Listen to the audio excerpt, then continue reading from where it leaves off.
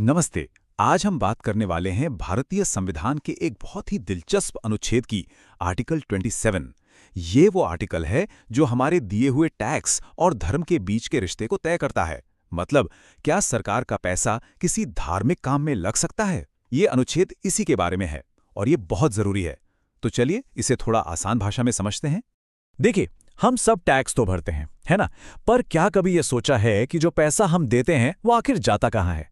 और सबसे बड़ा सवाल, क्या वो पैसा किसी धर्म से जुड़े कामों पर खर्च हो सकता है? यही वो सवाल है जो आज हमारे इस पूरे डिस्कशन के केंद्र में है। तो सवाल सीधा सा है, क्या सरकार हमारे टैक्स के पैसे को किसी एक धर्म के प्रमोशन पे लगा सकती है? सुनने में ये सवाल बड़ा सिंपल लगता है, लेकिन इसका जो जवाब है ना, वो हमारे देश के सेक्युलर यानी धर्मनिरपेक्ष ताने बाने के लिए बेहद जरूरी है। तो इस बड़े सवाल का जवाब हमें कहाँ मिलेगा? कहीं और नहीं बल्कि सीधे भारत के संविधान में, और वो है आर्टिकल 27। जी हाँ, यही वो आर्टिकल है जो इस पूरे मामले पर रोशनी डालता है और सारी कंफ्यूजन दूर करता है। तो ये आर्टिकल 27 कहता क्या है आखिर? बहुत साफ साफ लिखा है कि किसी भी इंसान को ऐसा कोई भी टैक्स देने के लिए मजबूर नहीं किया जा सकता जिसका पैसा, ध्यान से सुनिएगा, जिसका पैसा सीधे सीधे किसी एक खास धर्म को प्रमोट करने या उसके रख रखाव पर खर्च हो। अगर बिल्कुल आसान भाषा में कहें तो इसका मतलब ये हुआ कि सरकार यानी स्टेट को न्यूट्रल रहना होगा। वो किसी एक धर्म की तरफदारी नहीं कर सकती।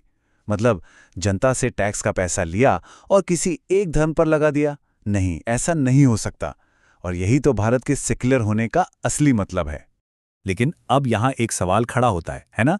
अगर टैक्स का पैसा किसी धर्म पर नहीं लग सकता, तो फिर वैष्णो देवी श्राइन बोर्ड या तिरुपति मंदिर जैसे बड़े बड़े तीर्थ स्थलों का मैनेजमेंट सरकार की मदद से कैसे चलता है?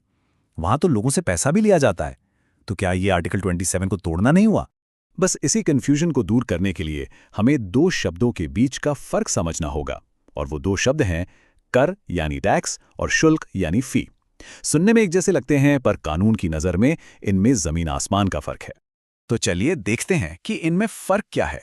देखिए, टैक्स एक बड़ा सा पूल है। सरकार सबसे पैसा लेकर इस पूल में डालती है और फिर उससे देश के सारे काम होते हैं, जैसे सड़कें, स्कूल, अस्पताल बनाना। इसमें यह नहीं पता होता कि किसका पैसा कहाँ गया। लेकिन फी बिल्कुल अलग है। फी किसी खास सर्विस के बदले में ली जाती है। मतलब, कोई सेवा ली और उसके बदले में पैसे दिए। इसे एक उदाहरण से समझते हैं, बिल्कुल साफ हो जाएगा। मान लीजिए सरकार एक ऐसा टैक्स लगा दे जो सिर्फ एक धर्म के लोगों को देना हो, जैसा पुराने जमाने में जजिया टैक्स होता था। ये आज के भारत में पूरी तरह से असंवैधानिक होगा। लेकिन अगर कोई किसी तीर्थ स्थल पर जाता है और वहां उसे अच्छी सुरक्षा, साफ सफाई या पार्किंग की सुविधा मिलती है, तो उसके लिए एक छोटी सी फी लेना वो बिल्कुल जायज है। तो सबसे जरूरी बात जो याद रखनी है वो ये है कि आर्टिकल 27 के हिसाब से किसी एक धर्म को बढ़ावा देने के लिए टैक्स लगाना बिल्कुल मना है, प्रोहिबिटेड।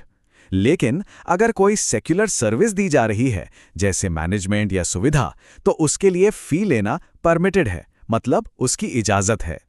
ठीक है, थ्योरी तो समझ आ गई।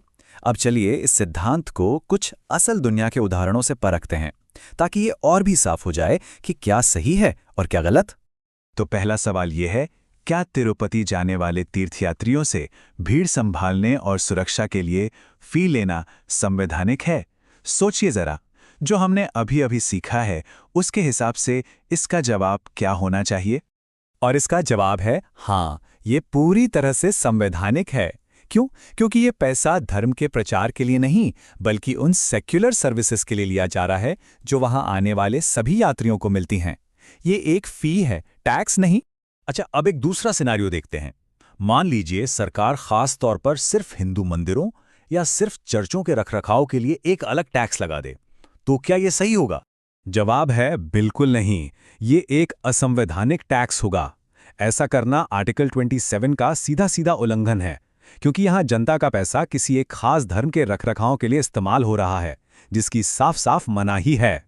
तो अब सवाल ये उठता है कि टैक्स और फी के बीच ये जो बारीक सा फर्क है, ये इतना जरूरी क्यों है? भाई, क्या फर्क पड़ता है? बहुत फर्क पड़ता है, और इसके पीछे हमारे संविधान निर्माताओं की एक बहुत गहरी सोच छिपी है।